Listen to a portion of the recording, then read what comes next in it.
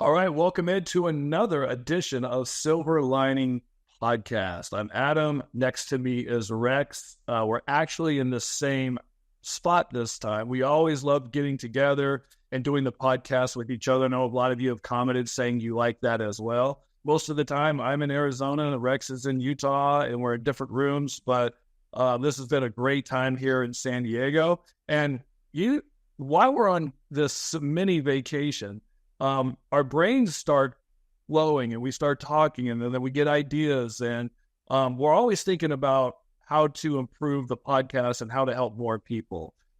So with that, Rex, we've got some things to talk about. We have a theme for this podcast, and we want to talk about a road to healing, because the podcast, recently we've been talking about healing. Now, let me say straight out, we said it several times and we'll continue saying it. Adam and I are not therapists. We aren't pretending to give you therapy or even to tell you how to heal. But some of you have said, several of you have said, it helps to hear from other people. And so we've had optimists on. You've heard from us quite a bit, but we thought if we focus, we could give some of our tips all at once here in one podcast to you about healing. We want to talk about healing because there is so much trauma going on, and our trauma, and in fact, that's one of the tips I was going to save for later, but it just comes up now. I didn't know I was traumatized by what was going on as it was going on.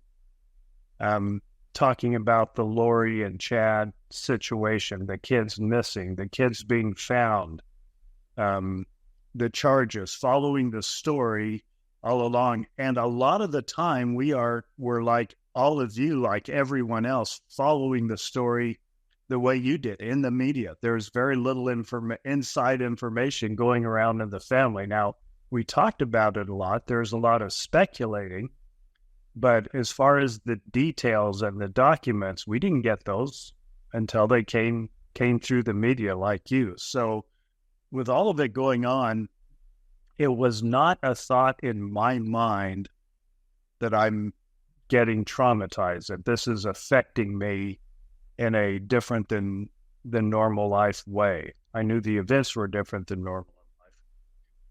And with that setting, the first tip I want to say is something that people who have listened to us a lot have heard me say a lot. Or if they've read your book. Or, yes, our book. Our book. Either one. Yes. Your first book and this book. Right. Yeah. That the first rule of healing is to access your internal guidance system and let your internal guidance system, guide you through the healing process. Now, when I talk about that, I'm not talking about your reasoning. Our reasoning is weak. It's limited by our experience. None of us have all the experience in life. I'm not talking about our ego that says I need to get even with someone or I need to make someone pay for what's happened. It's that part of you that is the divine part of you, or the part of you that nature has endowed inside of you, whatever your perspective is in life. I don't know if you have a religious perspective, just a nature perspective. Your spirit or your soul. Yeah, it's that part of you that I'm talking about, and it will guide you in what you need. And so, for example, in my situation, it took me a while to realize, and being part of this community was so key to it, that I needed healing. I hadn't thought of that. I'm a pretty stable guy in my mind. And I thought, well, I'm part of this situation. We're traumatized. We're processing it all the time. And it's going to be traumatic for certain members of the family that were a little more obviously affected. Mm-hmm. I didn't consider myself as part of that until, as part of the community, I realized we had great guests on, Denham Slade, we had Ben, we had several others, when I realized we're talking about me too. We aren't just talking about everyone else around us. Almost all of us were traumatized by that. Don't you think though, too, as a man, sometimes as men, we feel like we can work. We don't need the help. We're supposed to endure it, and we're supposed to take care of everybody. And as a man, those feelings come over sometimes of like, I need to be strong for everybody, so I'm just going to just push all these aside because I still got to get up and work every day, and I got to take care of this, and I got to take care of this. But deep down, you're talking about your emotion and your soul and stuff like that. It's hurting. Yeah, and some of us have the ego.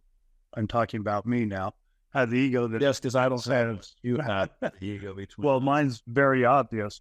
We have the ego that says, "Well, I'm emotionally stable. I'm not as emotionally vulnerable as the women, right, in the family." That's what in our minds, yeah, right, in our minds. That's not a reality, right? But in our minds, so that contributes to it quite a bit. What was your early experience with it? Well, I also think when you talk about dialing into your internal guidance system, it can be tricky because some of us have self-esteem issues. Some of us have, I'm not good enough. Some of us have these things that go on in our head. So if you're having those thoughts in your head and you're trying to dial in your internal guidance system, sometimes your thoughts of you not being good enough or doing something, when your internal guidance system is there's something in you saying, I need to do this, or this needs to be my decision. But because you just are so down on yourself, you don't go with it or access it. So I don't know how to discern from that. How do you get away from your own brain, taking away from your actual soul?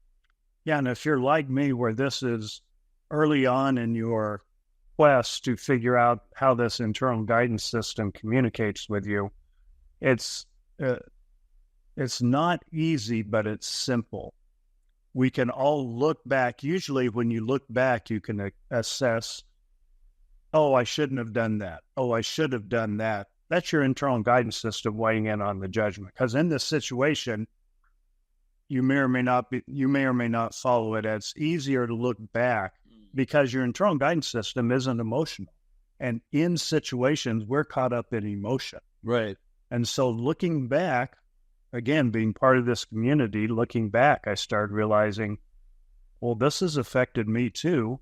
As people are talking about trauma that they've had in their life, this is me too. Now, one point I want to bring out early on is the role of counselors, because statistically, apparently, now I'm one to make up statistics, but I've asked 3.5%. I say this, but I asked some therapists this, so they would make up the statistics. So that they did. So you can, I don't know. I can blame someone else. Yeah, but 95% of people that probably need therapy do not get it for various reasons, and I generally fall in that category. I don't recognize the need. I don't think they can listen to me. In reality, it's just hard to find the right therapist, to know where to go.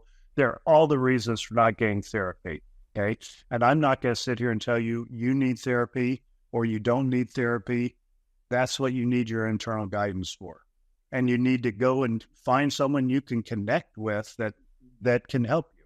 Find someone and that's tough. And I'm sorry I don't have answers exactly how to do it, but I will say we are, in the next 2 months, very deliberately going to find counselors that at least we know of or are recommended to our community, and we will post them on our Facebook, not our Facebook page. Yes, we'll post them on Facebook, our website, but we'll post them on our website. Yes, we'll have a website very soon. We got reserve the domain name. We'll probably use that one unless we can get a better one, but we have You have a plan. We have tjsilverlinings.com, standing for Tylee and JJ. If we can get silverlinings.com, it's up for auction. We're in that process. If we can get it, we'll get that. But on there, we will have resources for people, so you can explore and see if you can find someone on there you can connect with, because they're connected with us. They know our situation, maybe. And you can find out they're available for you. So finding a counselor stuff. We aren't saying pro or con. It's helped me. Adam hasn't. Adam's only had one session of counseling. He had that in a podcast when we had Dr. Denham Slade on. Yes. And I think who knows what the statistics are about people finding the right counselor or not finding the right counselor, because I've heard both stories. I've heard people go, oh my gosh, I found this counselor and I've been going to counseling for years, and I found this one that now I get it, and now it makes sense to me, and now this. So I think one of the things that Rex and I want to do is give you several options and have people's videos that you can go on there and look at these therapists that are talking about how they think that they may be able to help you. And if something connects with you, you can have that outlet to, have a chance to talk to a therapist if you feel like you need it. And it may be, you may need it and then not even know you need it. And years later, you may take you a long time to find it, or you may try to let me just see what this is like and try it and see what happens. I'm on the fence on that too. Finding the right person, the right time. Obviously I've tried other things. I think other things have helped me, but how much help am I going to need? That's the problem. And the thing is what am I trying to fix? And that's what I think everybody listening has to think about. What in your life that you're going through do you want to fix, in as far as what therapy could do for you? What's hurting you? What's keeping you up at night? What's keeping you depressed? What's giving you anxiety? What's stopping you from living your best life? What's stopping you from happiness and joy? We're all put here to have happiness and joy, and obviously life is a hard thing for a lot of people. So I think with all those questions, getting the right help or, solving those things could be very, very beneficial for all of us, I think. So the first step, access your internal guidance and ask yourself, don't have someone else set this goal for you. Ask yourself just what Adam said. And by the way, I'll remind you what we said at the beginning. These are all tips. These are not, this is the way to healing. These are our tips or what we've done. For the last 4 years of what we had to go through and what we're still going through. Right. This is why we started the podcast, and you guys all know that story. So we're just, as we're learning and growing, and from you guys and from other counselors and other guests that we've had on, Rex and I have come through and we've learned a lot about healing and different things that people need to heal from, which is why we feel like it's so important. And, with mental illness in the country and how crazy that is now, that I think this is something that really could help a lot of people. And probably you or somebody would be able to benefit from this. Yeah, so continuing on with that first step, you decide for yourself, hey, here's what I need to heal from. Here's what's bothering me. And hand in hand with that, you decide what healing is. As I got into it, I realized, well, I don't know when I'm going to be healed or if I'm going to be healed. In fact, I don't even know what that means. And I asked different people. Of course, if you ask 3 different people, you'll get 5 definitions of what it means to be healed. And I determined I have to define that for myself. It's not the same as other people. For example, at first I thought, well, healing means I'm not going to break down and cry every time I think about how Tylee and JJ were senselessly slaughtered. Right. And then I realized I don't want to lose that emotion. I want to cry. I want to feel bad when I think of that situation. I don't want to lose that. Mm-hmm. And so I took a different definition of what healing is. It's for me, and I'm not saying what your definition is, for me, it's not losing the emotion of it or not feeling sad. It's incorporating it so those emotions don't keep me from living my daily life, or they are preventing me from what I need to accomplish in life. I've dealt with that. It's become a part of me. Yeah. And I've welcomed it as, okay, I have this trauma. I've had these experiences. I'm going to have these emotions, these memories always, and I'm going to cherish them. I found silver linings around those emotions. So I created my own definition of what it means to be healed for me. I recommend that to you. And I think there's a lot of people who feel like, look, I'm like Rex said at the very beginning, I'm fine. I don't need healing. They get up every day, they go to work, they, live their life and all that stuff. And, but the problem is that I think a lot of people will get depressed without knowing why, or they'll get anxiety, or they can't sleep at night. And those are the things that you really want. Those are things that you really want help with, because those are no fun. And those can prevent you from getting up in the morning and going to work. Those can prevent you from living your best life. Those can prevent you from happiness and joy.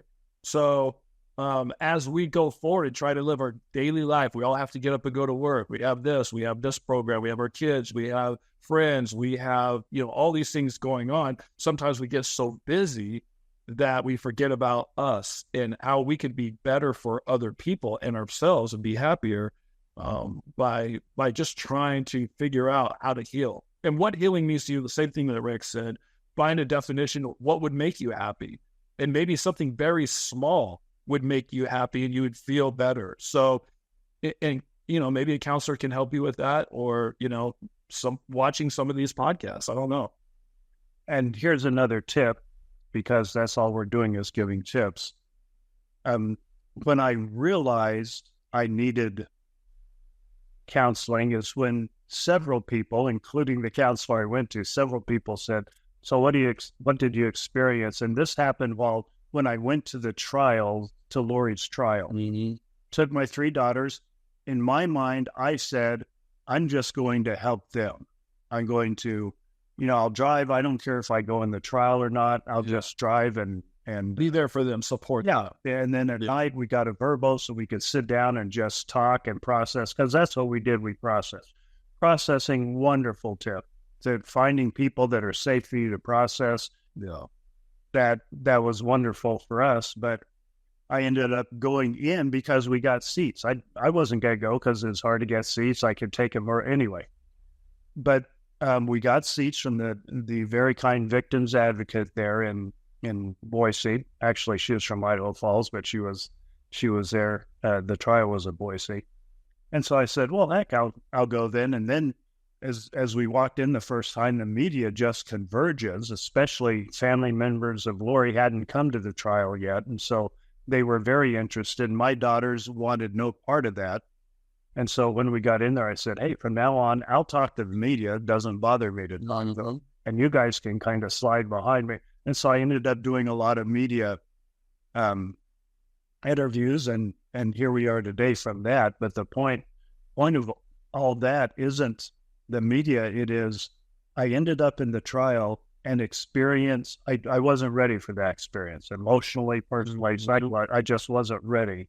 And especially to find out what I had been avoiding all along, which was how the children were killed, that I wasn't ready for it.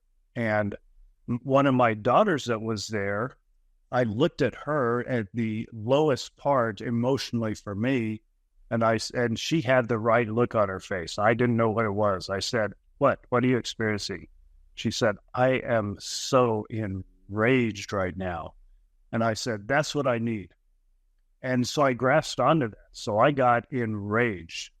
And several people told me later, that's good. Whatever gets you through the situation. And I needed that to get through. Yeah, that's a good tip to go with that.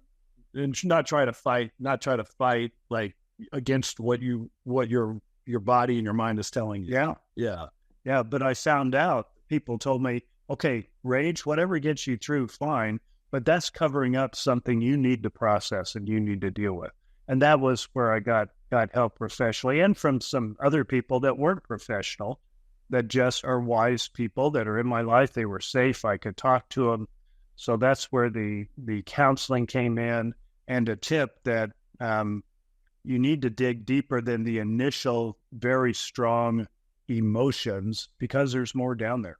So, we're in San Diego right now, and I've taken the opportunity, since we're really close to the beach, to go to the beach I'm really big into earthing, and so if you know about it, if you don't, you don't. But So as I'm there earthing and I'm in the ocean, I'm walking in the ocean, I'm swimming in the ocean, sitting on the beach, there's a peace that comes over you, at least for me. And that's part of healing. And you're not talking to a counselor, you're not doing anything, you're just collecting your thoughts, you're out there by yourself, you're listening to the ocean waves, your body is healing from walking on sand. And then, I don't know if I should say this now, but I think I'm going to. But so Missy, one of our moderators, was sitting there, and while I was gone for an hour walking, I come back and she had been just sobbing, crying. And she's sitting there and she goes, I needed this more than you even know. Just sitting in front of the ocean with her feet in the sand. And she said, I just needed this. And sometimes we need that. Sometimes we need a really good open cry to just let everything out too. I know a lot of times people are like, oh, it's not good to cry and all that stuff, but sometimes crying it can cleanse your soul and help a lot of things. And I just realized one of the tips is, if you ever get yourself being alone, try to think about things you're grateful for in life, things that, even though things were bad in your life or you're being depressed, start switching your mindset, thinking about, things that that you're blessed with. And the more gratitude you have by yourself, the more you start changing, and then you let some of those emotions out. And sometimes they call it shower cry. You get in the shower to cry, so you just don't have to worry about all the craziness. But that's another tip too. Then my makeup will spend. No, I'd have forgot you wore makeup. Yeah, I forgot that too, I guess. With that the idea of, wasn't gratitude, but yes, you're talking gratitude right along with that positivity. And this is the point I'll say, thank goodness for that Facebook group Kimberly Bell started. If you want positivity and support, that is the place to go. What a great resource platform. Yeah, that's a great platform. At Kylie and JJ's Silver Lining podcast community. Yeah. Okay, on Facebook, just wonderful, positive people. Yeah, lots of great posts and good group. And so, if you're watching this, maybe you're an optimist, maybe you're brand new, maybe you don't know enough about, know anything about what we've talked about over the last year or so. But some of you that have, know that Rex and I, we were grateful for you, the optimists, who've helped us heal over a year of healing. And most of you have sent us a note saying, I see a huge difference between you two on day one's podcast and now. And that's because you guys have been helping us with comments and coming on as guests and sharing your lives with us and helping us understand more about what we're feeling and how to process. And Rex used the word process earlier. That's that can be very difficult, and maybe sometimes it could be super easy and quick. And sometimes it could be long and tough. So when you're processing, just keep in mind that there's other people, that we have this community. This is a safe place to go. Feel safe. Feel like you can ask us anything. We feel like we should be able to ask you anything and not be judged from it. And so we're just grateful that we have the podcast. We're grateful that we have you guys. We're grateful that we can start focusing on bringing on therapists and websites to let you have resources to get the help that you need, if you need it or when you feel like you need it. And if anybody wants to come on and share their story, I know the optimists that have done that in the past have told us, I didn't want to do it. I was nervous, but then afterwards they're like, that felt like I lifted a ton of bricks off of me. And that makes me feel good. It makes the some of the optimists that came on as guests feel good, and it's helped them heal.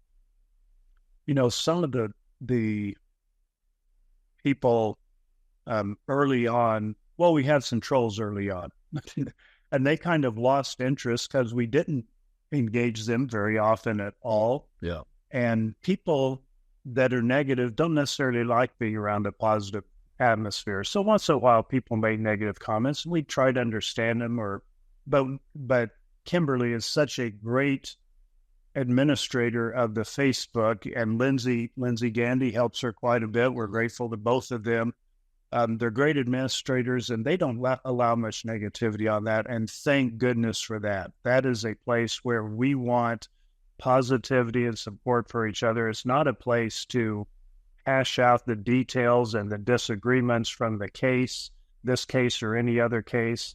It's not a place to attack other people because they shared their experience and you don't agree with them, or they're a certain religion and you want to make fun of what their religion is, or they are religious and you want to make fun of it. And it's not a place for any of it. Right. It's not a place to talk politics for obvious reasons or anything else that's that divisive, and they do a wonderful job with that. That's not us. They didn't even ask if they could do it. They just did it, and we are so grateful for Kimberly for doing that, and for both of them to keep that alive. So that's a great place to go. We'll continue when people, in fact, we had a comment on our live yesterday. Someone came in and called us grifters. And instead of just blocking them like we often do, I call this what? Drifters? Grifters. G with a G, like we're trying to get money out of grifty. That, as we said early on, if we're trying to think you're making money by writing a book and doing podcasts, you've neither written a book nor have written podcasts. Right. But I will say people donate to us. We appreciate that. We try to be open about where your funds are going. We've made donations to the Other Side Academy, to autism causes. With your donations, we purchased books for other optimists that wanted to read our book. And so we appreciate those donations. We make a little money from the ad rolls here. I think we're over the year, we're running at about a $400 profit. So we are rolling in the money. We're grateful for that. But instead of just blocking that person, I replied, I said, I am sincerely interested to know what made you write that. We want to know if someone's negative. That doesn't mean they shouldn't be. One negative comment doesn't mean they shouldn't be with us. Means they may just mean they don't have information, and it's always they don't have information and lack of information, and they want to, and they may need what the community has for them. Yeah. And so that is true. We even want to give that a chance. We like to not be judged, as Adam said. So because of that, we try not to stab judgments. And so we want everyone that wants to be supportive of other people or wants to tell their story, wants to find resources. So we'll ask you, and we'll do this many, many times, if you know people like that. They're at a place where they say, okay, I want to heal. I want to start processing, or I want to find a safe place to plug in just to listen. The vast majority of y'all are just listening. You aren't commenting. You aren't on Facebook. You're just listening to the podcast. And once in a while, you'll take the effort, which we appreciate, because it's not easy. You have to get on Facebook. So then, how it is when you first get on somewhere. Good heavens, what a hassle. Yeah. And they make they just get on to say, I'm one of those that doesn't listen. I wanted to get on, and this is my one and only comment. We appreciate that effort, but we hope it's a safe place, but we need y'all, all y'all. Y'all. I'm from Texas, like I said. Well, Messi's from Arkansas. Yeah, they probably say y'all. They said y'all too. We need y'all to identify people that you feel would benefit from this community or benefit from those resources or from hearing any of our podcasts. Turn them on to the website, turn them on to the podcast, bring them out these next 2 months up through 11/11 Veterans Day. We have our own focus from 9/11 to 11/11. We are trying to get as many resources as we can to work with us, and we'll list them on the website as soon as we get it up. And thank you, Andy, for helping us with that. Yeah. As soon as we get it up, and so that people can come and hear other people's experiences, plug into a safe place, and find some resources. So please help us do that by bringing people to it. So basically, your coworkers, your neighbors, your family, your friends, neighbors, whoever that that could use it, just tell them about the podcast and website, and let them just see what it's all about. That's all we're asking. We're just trying to get the word out to help other people as well. And the podcast itself, just like this one individual podcast, the podcast is just a collection of tips from people that are going through it, because we are all going through it. Not all of us need to deal with it right now or choose to deal with it right now, but we're all going through something or have gone through something and have compartmentalized it away until it's a safe time and we have the right situation to deal with it. And this may be the time for people in your life, even if it's not the time for you. So we got to leave San Diego. I'm very sad. I'm going to get depressed, sad, anxiety, all the things we just talked about. Well, at least you're planning it. The key is to move to San Diego and stay. That way you never have to leave. As long as you don't have to drive around. Or pay for a house. Right, yeah. Right. And, okay, so thanks for being with us this time. You're listening to this the week before, or at least it's getting posted the week before the Labor Day weekend. We won't do a live the Saturday of the Labor Day weekend. After that, we are going to do lives at least one a week with guests on the live. And so we'll interview them and then open it up for questions from y'all for at least for this time period that where we're focusing to see how many people we can help. Yeah. Between now and 11/11 Veterans Day. Yep. So we'll see you guys soon. Enjoy your lives, and text or send us an email, rexandadam@gmail.com.